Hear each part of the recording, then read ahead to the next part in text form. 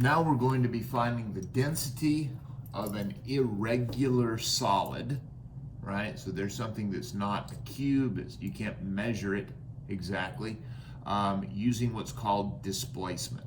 Now you have to do the steps in this order or it really won't work. First thing you do, you take your graduated cylinder. In this case, I've got a 100 mil graduated cylinder, and I'm going to take some of my irregular solid and I'm going to put it into the graduated cylinder so that I have some amount in there. It doesn't really matter how much you have in there precisely. You just need a fair amount at the bottom. So see there, I'm about between 20 and 30 milliliter mark. Then I'm going to take a weighing vessel, in this case a plastic cup. I'm going to put it on my balance. I'm going to zero it. And I'm going to take my metal and put it in there.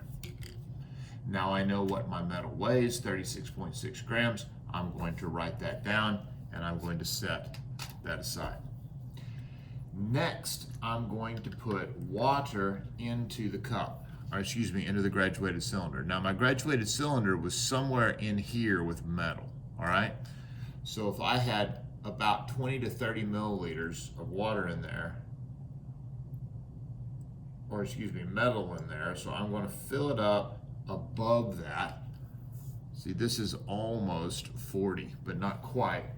So just to make life easy on myself, I'm going to use a barrel pipette and I'm just going to fill it up to exactly 40 milliliters.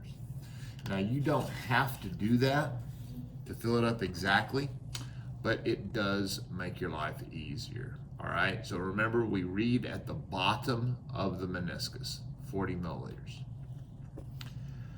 Then all I do is I take the metal that I measured earlier, 36.6 grams.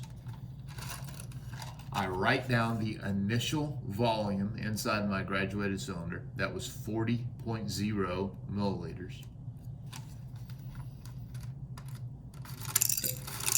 Oopsie. And then I carefully, not like I just did, but carefully put all of the metal into the graduated cylinder. Now you can see the graduated cylinder was at 40, but now it's higher. So I'm going to write down the final volume of the graduated cylinder and subtract those two. It's going to tell me the volume of the metal, and that will allow me to calculate the density. Good luck.